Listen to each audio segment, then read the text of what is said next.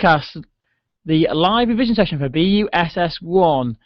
Hopefully you've already downloaded the student resource pack. If you haven't done this, get yourself online to www.bbusinessb.co.uk and download the resource pack that goes alongside this revision session. I'm going to try and keep this short, sweet and quite nice and prompt, so hopefully you can learn without dragging it out too long. Just give you a few minutes to go and download your resources and let me know if you've got any problems or any issues.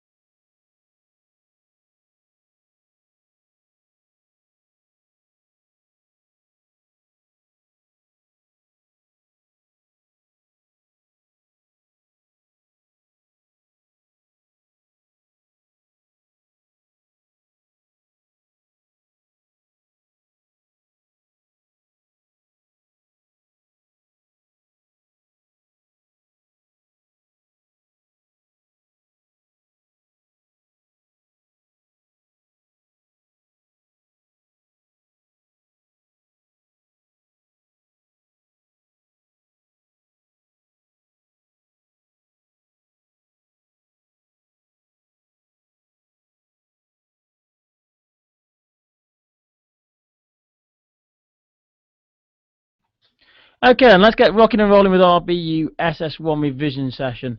Hopefully you can see the screen in full view now. As you can hopefully see, we're going to have an outline session today. What we're going to look at today is, firstly, what are the requirements of the BUSS1 exam. Then we're going to look at sources of finance, a little game for you to start going with that one. We're going to then look at cost, revenue and profit, followed by some break even, followed by cash flow forecasting, a little bit of budgeting, and a few quiz questions for you for topic 7, and then hopefully you can tweet me any questions you want going through. Make sure you get it at bbusinessb, obviously not the website address, and I'll get your questions, hopefully answer them going along as well. Okay, without further ado, let's have a look at what the BUSS1 exam actually comprises of. Obviously the BUSS1 exam is all about planning and financing a business. 40% of the exam is basically going to make up your AS grade. So the 60% will come from obviously doing BUSS2. It's also worth 20% of the A level. You'll get 1 hour and 15 minutes to take the exam, which is a total of 60 marks, and it comprises of some short answer questions as well as some extended long answer questions. Remember, you are given a mini case study to do this. Okay, to get you going, I've got a little game for you. Now, if you look at the resource pack that I gave you, you've got a table where you can play sources of finance bingo. What I want you to do is, in that table where you've got 6 boxes on your card, write down 6 different areas or sources of finance that you can think of for a business. So if you want to start a business, where can you get money from?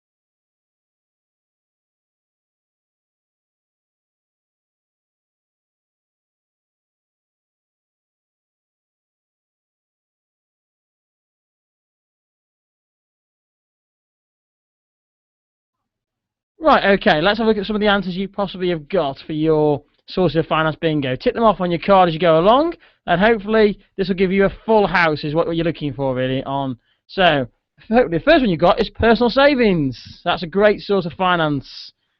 You could have family and friends. You could have sale of shares. You may have a bank loan. You may have an overdraft. Or you may go to a venture capitalist. So those are some of the ideas that I come up with. Hopefully you've got some of your own. Tweet them into me at BBusinessB. Let me know what they are. But there's some to get you going there straight away. Nice and simple. Okay, now what you'll notice in your resource pack next bit is I'm going to give a little table for you where I've given you a table where I want you to list the different advantages and drawbacks of each of the sources of finance I've just used. So for example, think of personal savings. Give me an advantage for that. Give me one drawback for that. Family and friends, and exactly the way we're going to look at it that way. Just start yourself off, get yourself going, and then we're going to take a look at these collectively as a group and see what you think.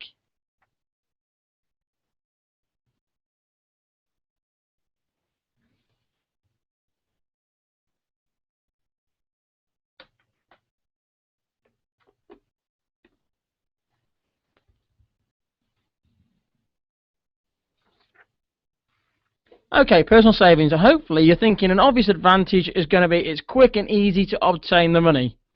However, maybe a drawback might be that you actually haven't got that sort of large sums of money available to tap into to start with. You may have family and friends where the great option there is you don't need to pay them any interest on the money you borrow. However, potentially it could lead to arguments and conflict in the long term as you fall out with them potentially over what you borrow from them. Sale of shares.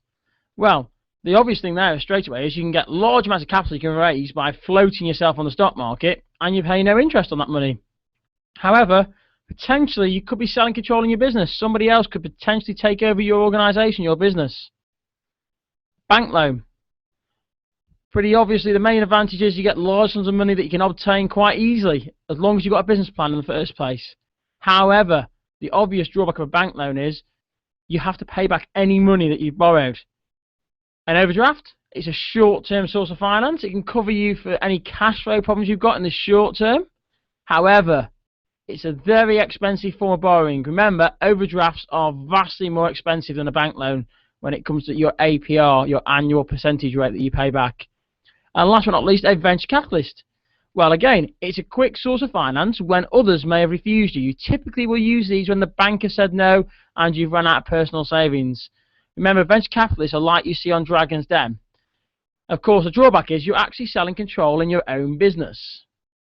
So hopefully you've got a table now, or you're tapping away quite quickly to put a table together in your booklet all about the different sources of finance, advantages and drawbacks. Remember these for your exam. Okay, let's move on to looking at revenue. Now hopefully you're quite competent with this formula. So I'm not going to try and patronise you here. I hope you can do this straight away. Revenue is all the money that your business will receive from the sale of products or services. And quite simply, we calculate revenue by the number of items sold multiplied by the selling price. Nothing complex about that. Just make sure you learn that formula though. It's really important for the exam. Okay, revenue is quite simple to calculate, but I want to just see if you can do it. So formula, straight away, just have a go at this. You can do it in the booklet. You've got a little section in the booklet. Try and calculate for me for this company now their monthly revenue and their yearly revenue. As you can see there, a car company sells 10 cars a month. Each has a selling price of £20,000. See if you can calculate the answer for me.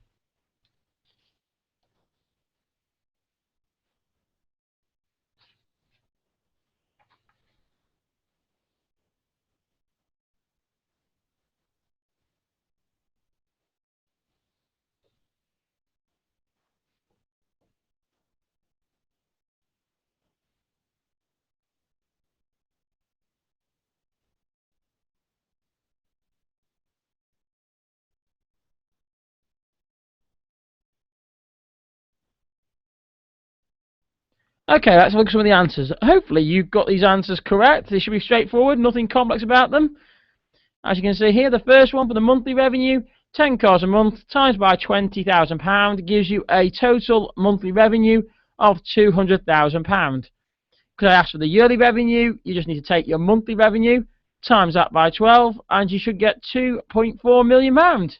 Really simple. So as long as you can do that, as long as you know where the numbers have come from, you are competent with managing revenue. So let's have a look at another element of this. Costs. Now, without trying to patronise you again, costs are the outgoings from a business. Typically, we can split the costs into 3 different categories: fixed costs, variable costs, and startup costs. So let's take a look at what these are defined as. Fixed costs simply do not change with output. So if these items produced, so if we make no items, we still have to pay these costs. If we make 1,000,000 items, the same cost applies as 0 items. Variable costs do change the output. So if you make more items or more products, the costs are going to increase because these are directly related to how many items we produce. And then you've got startup costs, which are one-off costs for what we use for when the business starts up.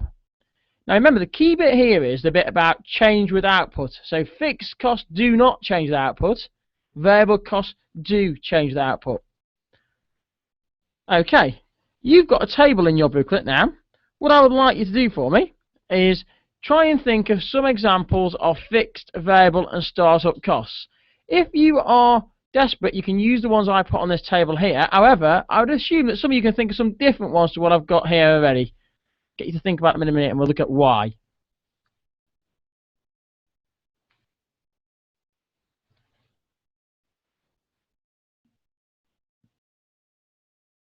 So the obvious fixed cost is rent. Whether you sell no items or you sell hundreds of thousands of items, you've still got to pay your rent.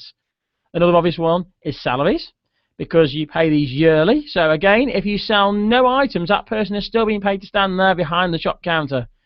However, the opposite side of that, the variable cost side, is a wage.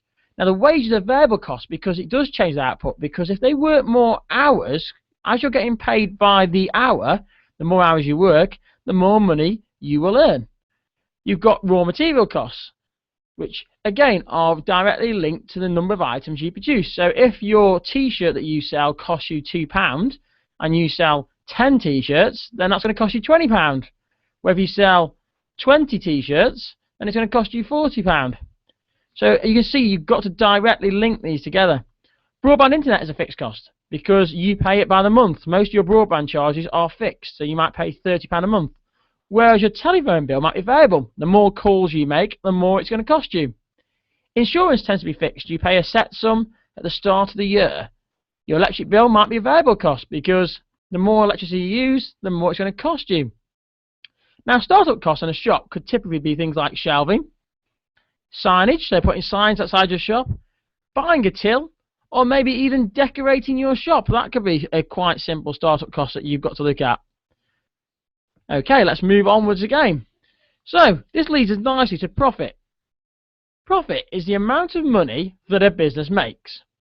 This is calculated quite simply. It's revenue minus costs. This is a formula you should all know, and you definitely need to know this for your exam.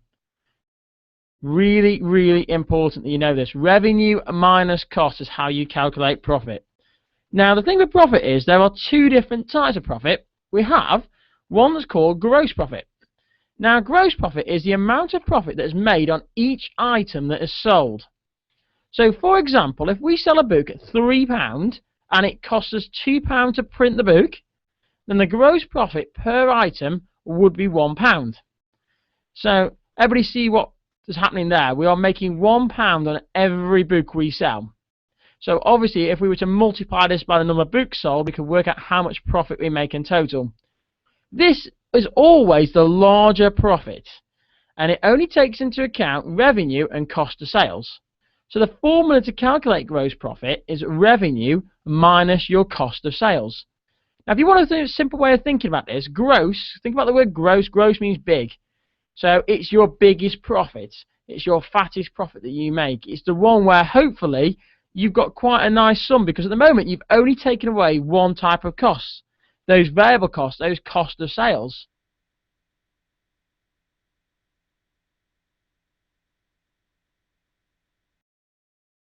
This is the one the business makes which is a much smaller problem in the business. And you calculate it quite simply by going revenue minus all costs. This takes into account all those fixed costs that you've got in your business. And it's always a smaller one. This, of course, could lead to a loss as well. So bear in mind this could be a net profit or a net loss. Whether, hopefully, with your gross profit, you would not be making a loss on every item you sell. That is what the hope would be anyway in most businesses. Okay, I'm going to give you a few minutes probably just to jot this down in your little student book. Have a think about any questions you want to ask me so far, because I know we've gone quite quick with this, but I'm hoping this is fairly basic stuff for you. Remember, you can tweet any questions to @BeABusinessBee and let me know your thoughts.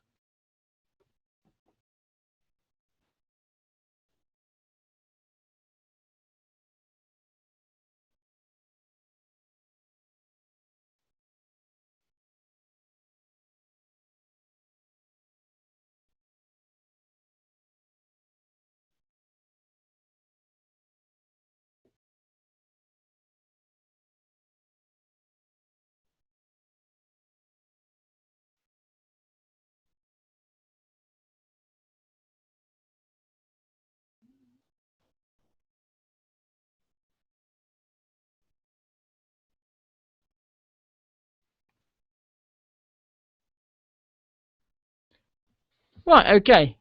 Let's move on to another concept. One concept which you may find difficult or you may find simple. I personally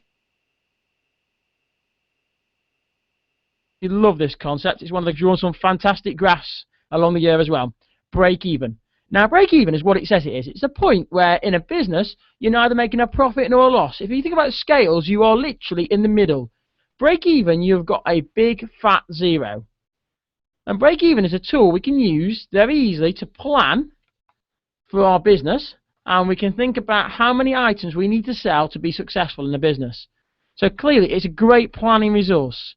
However, the accuracy of break-even is always dependent on the person who's conducting the actual break-even analysis. How much experience have they got? Do they actually have knowledge of the business? And also the external factors staying the same. Now we know this isn't going to happen, don't we? Most of you will be well aware that the economy is now growing. But we've had a time when the economy was in recession and it was shrinking in size. And that'll affect how people's consumer changes take place. So do they spend lots of money or do they start to save their money? What sort of items are they looking for? Again, but break-even is very much a static resource. Now you need to know the break-even formula for the exam. So write this down somewhere and keep practicing this formula. Break-even is calculated by your fixed cost divided by your contribution. Now, contribution is a word that is basically summarized by the formula underneath it, which you can see there, the selling price minus the variable cost. Now, we're going to look at contribution in more detail in a moment, so don't worry too much. So it's your fixed cost divided by your contribution, and your contribution is your selling price minus your variable costs. Now, this tells you how many items your business has to sell to break even. So notice it's calculating a number of items. Now I've got a little bit of a competition for you to have a go at now. In your booklet, very quickly, see if you can calculate the break-even point for the following two businesses. Read the slides carefully. As you can see, there are two businesses on there. Notice that business one on the left-hand side has got fixed costs, and then it's got variable cost per unit and selling price per unit. Whereas business on the right has got total variable costs and total revenue, but you're told that it sells 4,000 items in a year. So I want you to work out the break-even point for both businesses, if you can, please.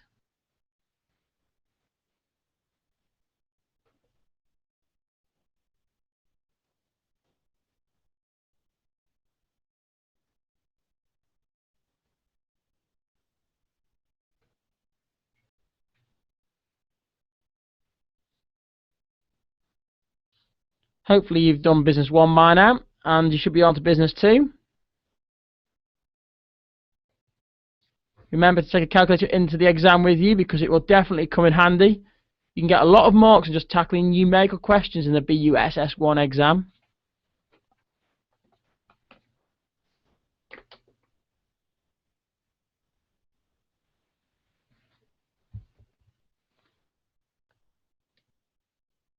Okay, let's look at some of the answers, because I'm assuming you're well through the answers now by this point. Remember, you can go back at any time and watch these tutorials back at any point you want to. This is obviously live at the moment, but obviously you can watch it on YouTube at any point you want to.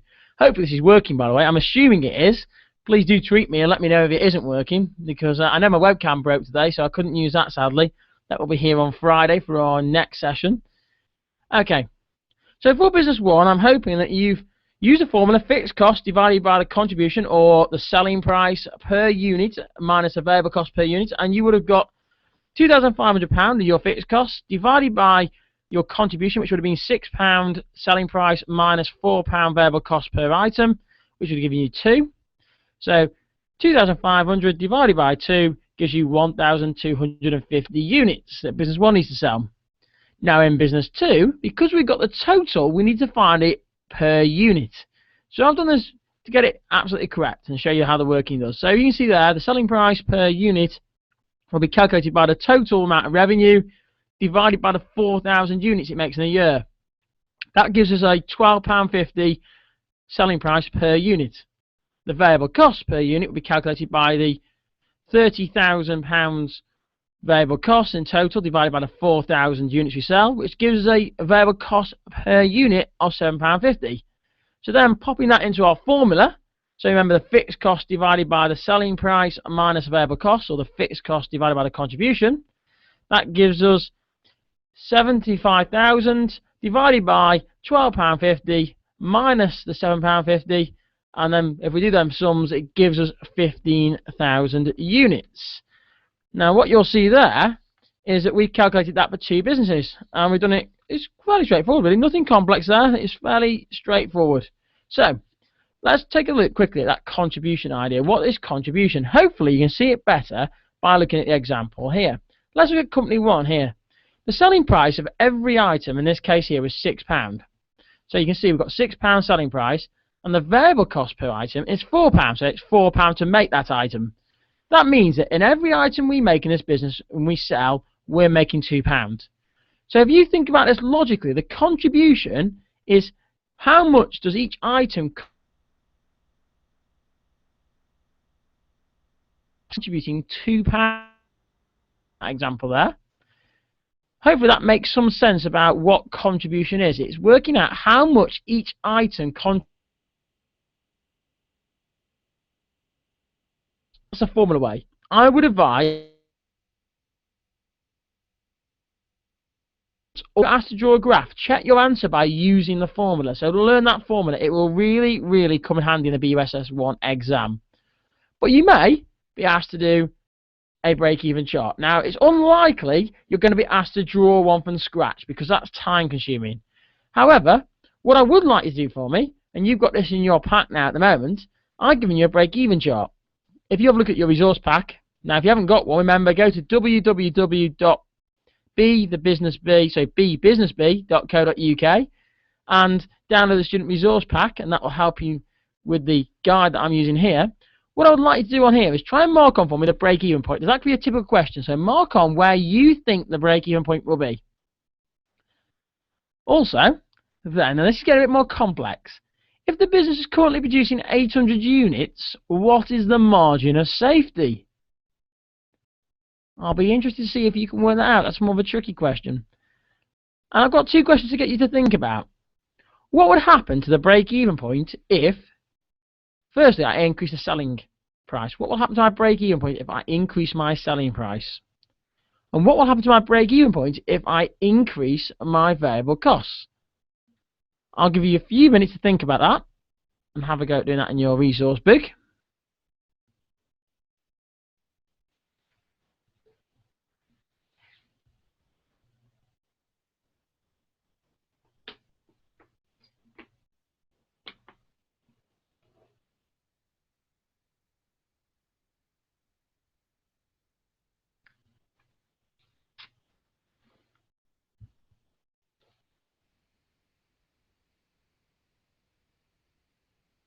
Download resource book businessb.co.uk. You can also find other videos and resources on there for all your different business studies topics.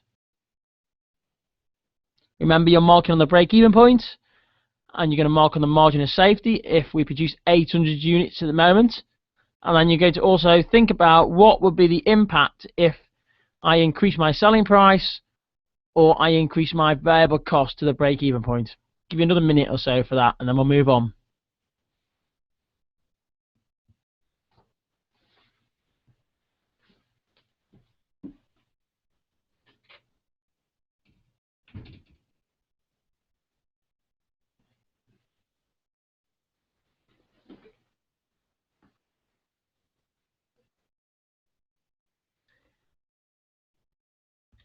Okay, let's take a look at the answers. Now, hopefully you've worked out where the break-even point is. You see that break-even point is there.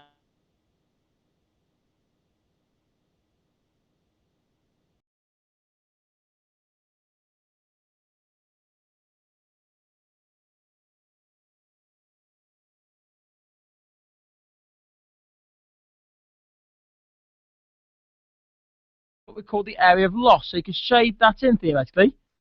Notice the key things to get the marks. I've got a title, so you need to put a title on every chart you make. I've got an axis label there, got an axis label there. So this is where the marks come from. And what I've done to do my margin of safety is I've marked on my 800 units at the moment, and then I've looked at my break-even point and marked that on there. I've drawn a line between the two, and I'm going to look for the difference. So what is my margin of safety? My break-even point is 600, and I'm currently making 800, so that means I'm 200 over my break-even point, so my margin of safety is 200. That's my margin of safety. Now, what do you think would happen if I was to increase my selling price? What would happen to my break-even point if I increase my selling price? Hopefully, every single one of you is thinking, well, if I increase the selling price, I'm going to break even earlier. So it's going to mean I'll break even at a lower number of units. What would the effect be on my margin of safety? Well, again, it should make it bigger. Because if, let's say, I can go to 400 units, so I can break even here. Imagine the margin of safety then increases by 400. A bigger margin of safety, more area to potentially survive should something change in the market. What would happen to my break even if I was to increase my variable costs? So if my costs were to increase, what do you think would happen to my break-even point? Well, that would affect my total costs, and it would probably push my break-even point higher. So maybe I would end up with 700 units break-even points, which then would shrink my margin of safety and make it much smaller. So then I might only have 100 units of margin of safety. Again, that is all you're probably going to be asked to do in the exam. So either calculate it or complete a diagram, or maybe just identify margin of safety and the different effects and drawbacks there. So nothing too complex for BUSS1. Hopefully one of these will come up because they're easy marks. Okay, moving on again. Let's go from break even now into cash flow. Now remember, if you're unsure on anything, just drop me a tweet at BBusinessB and I'll answer questions as we go along. So far, no tweets have dropped in, so I'm feeling a little bit lonely here in Be the Business Me Studios. Ah, great lesson. Thank you, Marie King. So there you go. Marie King's got a great lesson. There we go, my first tweet of today. What I love. Big shout out to you there, Marie. Feel free to drop me any more tweets as well. Okay, moving onwards. Let's have a look at some cash flow. So, cash flow. This is the inflows and outflows of money in a business. This is typically one of the most common causes of business failure. So remember that most businesses fail because of poor cash flow. Now, when we go and delve into cash flow a bit further, we tend to have two different terms that get used in the exam. You have cash flow forecasting and cash flow statements. This question typically comes up at the beginning of the exam, in the BUSS1 exam. So if it asks you what is a cash flow forecast, remember it's a prediction. That's your key word. It's a prediction of the inflows and outflows of money in the business. Well, if it asks you for a cash flow statement, then that is the actual flows of money into and out of the business. So remember that you've got the two words are really key there. One is a prediction, one is the actual. It sounds really, really simple now, but in the exam, the number of candidates throw away marks by getting those confused or not getting the key definition in there. Get in the inflow and outflow. Make sure that is into your definition. So let's have a look at cash flow. Now, I like to summarize cash flow as one of my favorite things that I like to do. You know, when I go home from a hard day in the beehive, I want to go home, and what do I want to do? I want to go and sink into my bathtub. Now, as you can see here, I've got a lovely little bathtub, And I've got 2 taps. Yes, I know they look really good, don't these taps over here? Look at my taps.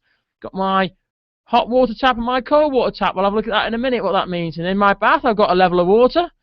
That's probably just enough water for me to float in there, with a little ducky on top floating, or a little bumblebee.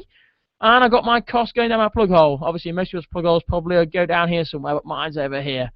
Okay, so let's have a look at the bathtub. So typically, these are what we call our inflows. That's our money going into our business. And down here are our outflows, our expenses, our costs that are going out of the business. Now, we've already looked at different types of costs, so we've got our different costs that are going to drain away. So we might have our rent, we might have our electricity, we might have our broadband, we might have our insurance. So we've got our fixed and our variable costs that are draining away out of most businesses, taking money out. Now, we've got lots and lots of costs. Imagine what happens to the size of the plug hole. It's going to get bigger. The more costs we have, the bigger the plug hole. And the bigger the plug hole, the more water it's going to drain out, like a tidal wave that will run down there and out of our business. That's money that's leaving our business. Now, if that water drains out that quickly, it's going to lower the level. The level will get so low that we could have what's called a liquidity problem. Now, remember, that's a key word, the liquidity problem. Now, hopefully, to stop that happening, as well as controlling our costs, we're going to be injecting some revenue. Now, the best revenue we can get is sales revenue. Remember, that's all the money we make from every item we sell. So that's the money running into our bathtub. Now, hopefully, we can fill our bathtub up quicker than the water that's draining out of our costs. That's a good business. So then hopefully our bathtub starts to go up like this, and we've got water sitting in our bathtub, and everything's great. Now, sometimes we might want to do some investments, and we haven't got enough sales revenue to pay for those initial costs that are going to drain our water away. So we might turn on the hot water tap, and we might ask for a bank loan. Now, why is a bank loan hot? Well, what happens if you fill your bath up with too much hot water? What do you think is going to happen? Imagine, what do you pay on a bank loan? Think about that. What do you actually pay on a bank loan? You're going to pay interest. Interest is money or profit the bank is going to make. Imagine running your bath at home and dipping your fingers into a hot bath. Imagine the effect that has on you. Imagine the scream that you make as you put your finger or your toe into that water. So the same effect on a business. If you fill this bathtub full of red hot water, because that's the only way that your business is going to survive, and you're still draining out hot water, borrowed water down here, because you're not filling it up with enough sales revenue, you're going to get burnt. Because that interest is going to make your costs wider. Imagine it. Every time you fill that up, you make this wider down here. So in theory, the more you turn the red tap on, the wider you make your costs in your business. And the more water you drain out of your business, or the more money you drain out, until your liquidity problem gets so severe that you probably go bankrupt. Now, this is why we think about a cash flow problem. We think about solving a cash flow problem. Now, there are 2 solutions to solving a cash flow problem. All you've got to do with solving a cash flow problem is do 2 things. One is increasing something, and one is reducing it. You're probably going to work it out pretty quickly. One final point to make to you is that, bizarrely, having too much water in the bath and running out can also be a bad sign. Because it could potentially suggest that you've actually got a bath draining away additional revenue, which actually could do something else with. Invest it much better rather than let it run over and spill over. You could invest it, grow your business, and show that you're looking to expand. Because remember, if you don't grow, you're technically going backwards, because your rivals are probably actually investing and growing at the same time. So how do we solve that cash flow problem then? What are the common solutions to a cash flow problem? Well, it's dead simple. You've got option 1, which is reduce your costs, or option 2, which is increasing your sales. Notice that nowhere does solving a cash flow problem mean turning on a hot water tap to borrow money. Borrowing money does not solve your cash flow problem. Quite simply, reducing your cost solves it, or increasing your sales revenue will do it. And they are the only solutions you've got for cash flow. Okay, now in the exam, you may have to complete a cash flow forecast. But notice you will not have to complete one from scratch. You will not be asked to construct a cash flow forecast. But they may ask you to complete one. So what I've done, and it's in your resource pack, remember, bbusinessb.co.uk, go into the resource pack, I have got a cash flow forecast where I've left you some blanks. So hopefully you can see the blanks on here. Notice I've got a blank there, I've got a blank here, I've got a blank here, got a blank down here, and I've got a blank here. What you need to do is quite simply fill it in for me. I'm going to give you a minute or so to do that. It's really simple. You can do that straight away.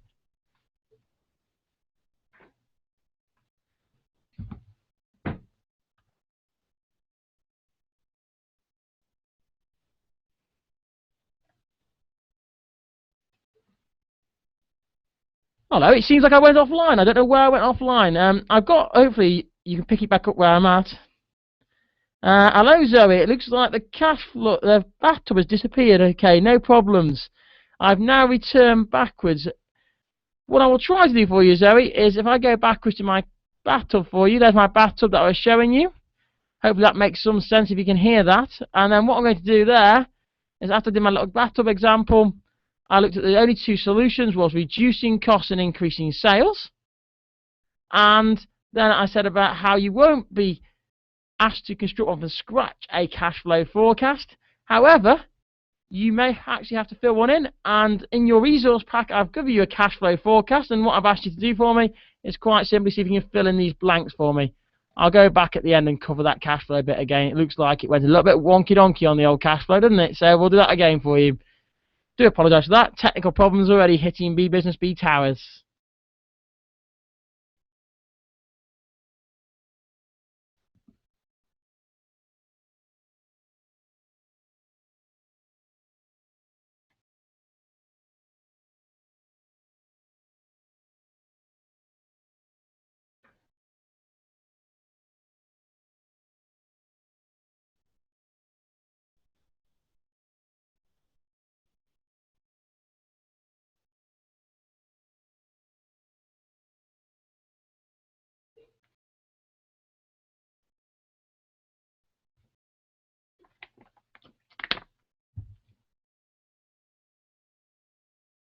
Okay, so some of the answers you should have got for your cash flow are really simple and really easy. So let's take a look at these ones dead simply. So the first one in the total inflows box, just add the two columns together. So I'm hoping that you've all worked out quite simply that it's going to be £10,100. In the second box, down where it says in August, where I've got this rental one down here missing, well, if you notice, a fixed cost, so it's got to be £1,000. There are two ways of doing that. You could add all of these ones up here and take it away from this one, the total, and you'll get your missing figure. Or because you know it's a fixed cost, then you can just go and think, well, it's going to be £1,000. Down here, salary, if you know what a salary is, again, you can just write the word 2,000 in there, the number 2,000, or you could technically add all these up here, and then you can subtract it from this one here, and you would get the answer there. Down here, a little bit more complex. Net monthly. Okay, so you may be thinking, what is a net monthly? Well, if you look at the pattern, the net monthly is basically my total inflows minus my total outflows. So what I made in the month. So that's how I've worked out my net monthly. Notice that one there minus that one there. Total inflows minus total outflows. So down here, all you got to do is that one there minus that one there, which should give you a minus £3,050. And your closing balance then, hopefully, is your opening balance plus your net monthly, as you can see there. And I'm asking you now for what your opening balance will be. Well, if your closing balance in September is minus 3,075, hopefully you've worked out that your opening balance for October will be minus 3,075. Nice and simple, nothing too complex for you there to work out, I'm hoping. Okay, our last topic to look at today is budgets. And I'm hoping that cash flow has gone okay. Sorry for any technical problems we've had so far. I'll try and hopefully, like I say, that's so ironed out and we're now back online again, I'm hoping. That's what he says, famous last words. Thanks for some of the tweets that are dropping in. Like I say, I'm getting some of these tweets dropping in. Remember, at B, I mean, get confused and tongue-tied with my own Twitter account. So let's move forward again. Budgets. So what is a budget? Well, a budget is a financial forecast of the inflows, the outflows, and a profit in a business. Typically, at your level, an expenditure budget and a profit budget. So these are the three different types of budget that we have. So remember these three, because these could come up in the exam at any point.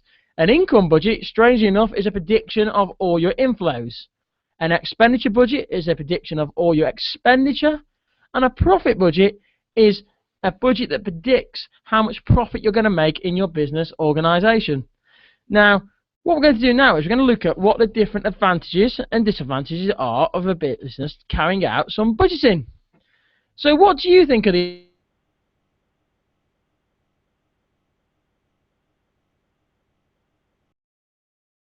advantages option.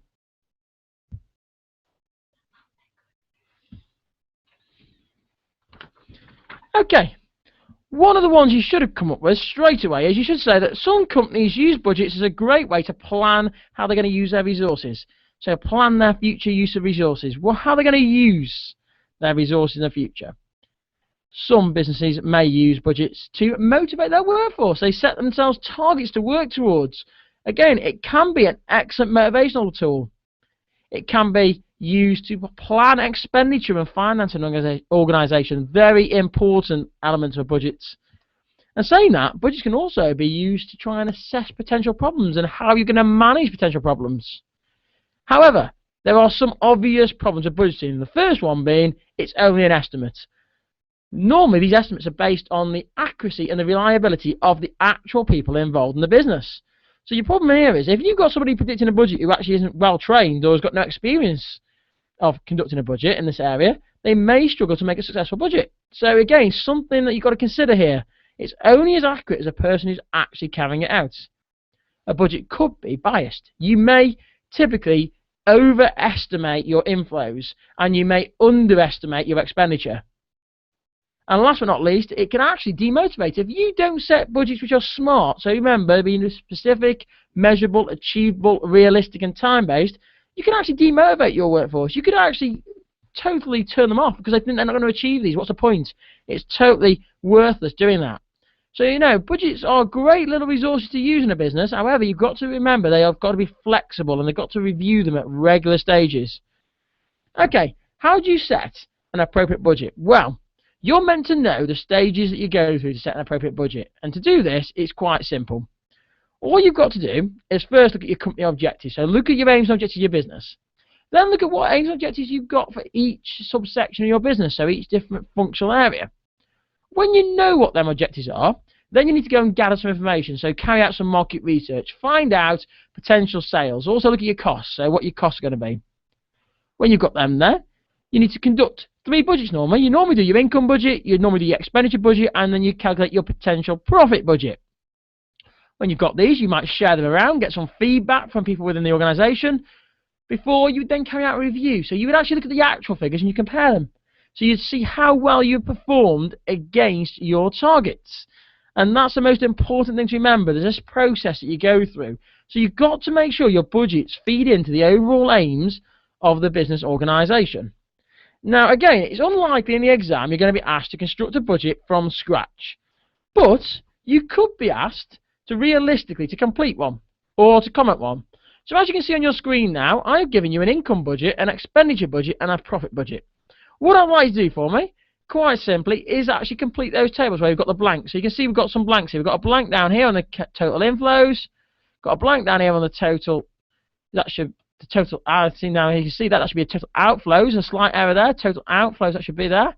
And obviously I want you to put the revenue and the expenditure in there and calculate my profit and loss. See if you can do that for me. Give you about a minute to work that out for me nice and quickly. Don't forget, any questions you can tweet me. Hopefully we're back online again.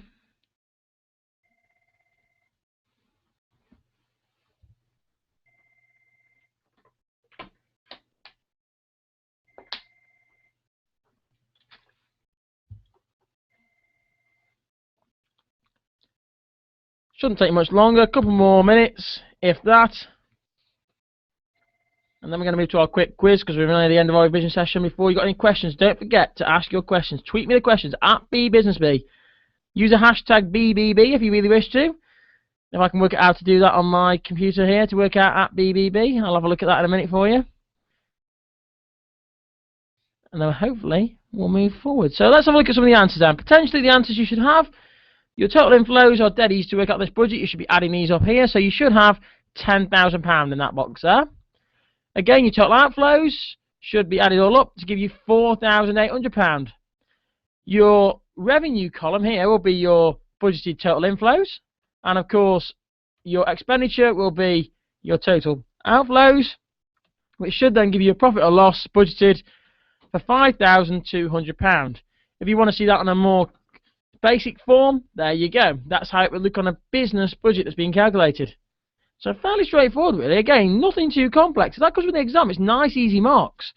Now with budgets, in BUSS2, we'll look at a thing called variances. Now that's a revision session that I'm going to run with you next week.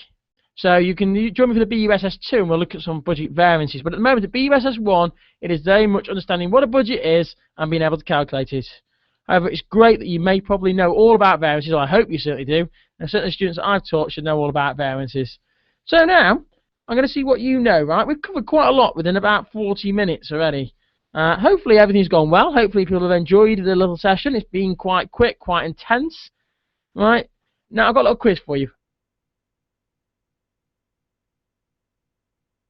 A question you can actually answer. Notice that I've chucked in a question about variance on there to see what you know. See how well you've been listening.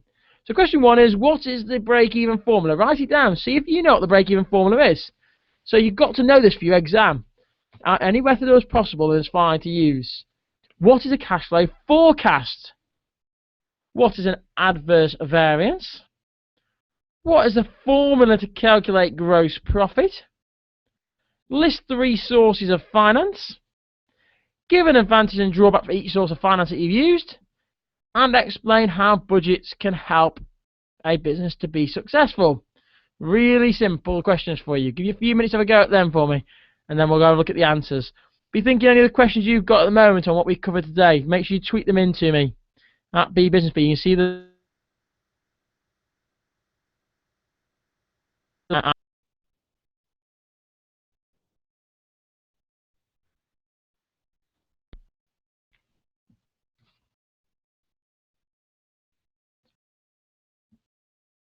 Okay, I'm hoping for the break-even formula you've all written down fixed cost divided by contribution, or you've done fixed cost divided by, in brackets, the selling price minus the variable cost of each unit, close brackets.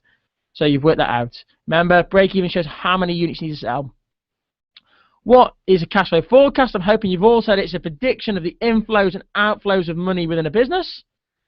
An adverse variance is when the business has done worse than predicted according to its budget. So it's performed worse than planned. Again, we'll cover that more on BUS2. What is the formula to calculate gross profit? I'm hoping you've all got revenue minus cost of sales. 3 sources of finance. You can use whatever you want, but maybe some of you will have come from personal savings, bank loan, and venture capitalists. Advantages and drawbacks, well, we covered them at the beginning on the table, so I'm not going to repeat myself, but it's fairly straightforward. Have a look back at the table. Watch this presentation back when we finish if you really wish to. And explain how budgets can help a business be successful. Well, I'm hoping that you've useful resource. You're going to manage your assets in your business. However, at the same time, it could potentially, as we said, only be as accurate as a person who's conducting the budget. Okay, right then. We have now got to the end of this session, basically. What I'd like you to do is, obviously, if you want to watch it back, feel free. Check out the website. I've got loads of resources on there. Hopefully you found it useful.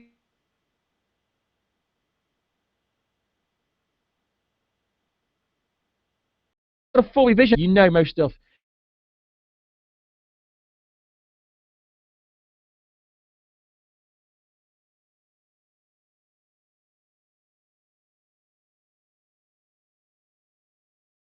Is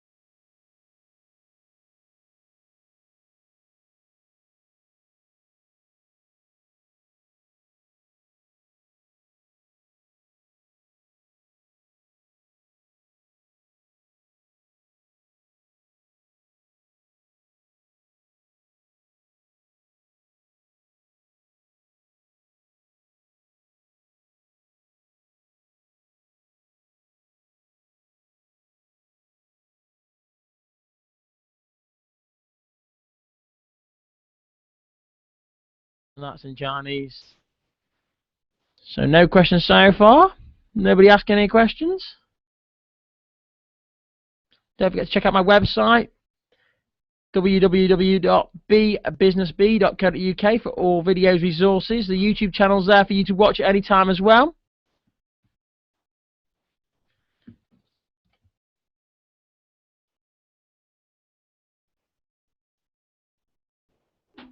Still online. Hopefully you can see that.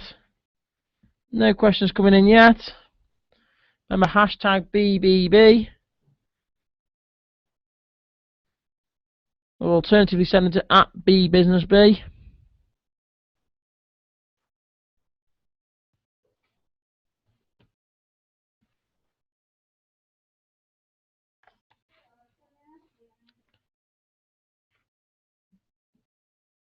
I'm hanging around for the next few minutes, so feel free to tweet any questions you've got. If you'd like a copy of the slides that have been used in this, I'll put them online later for you with a resource pack.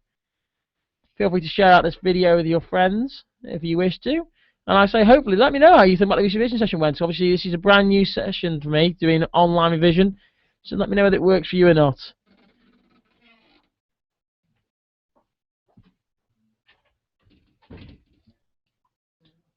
@bbusinessb, hashtag BBB. No questions coming in yet.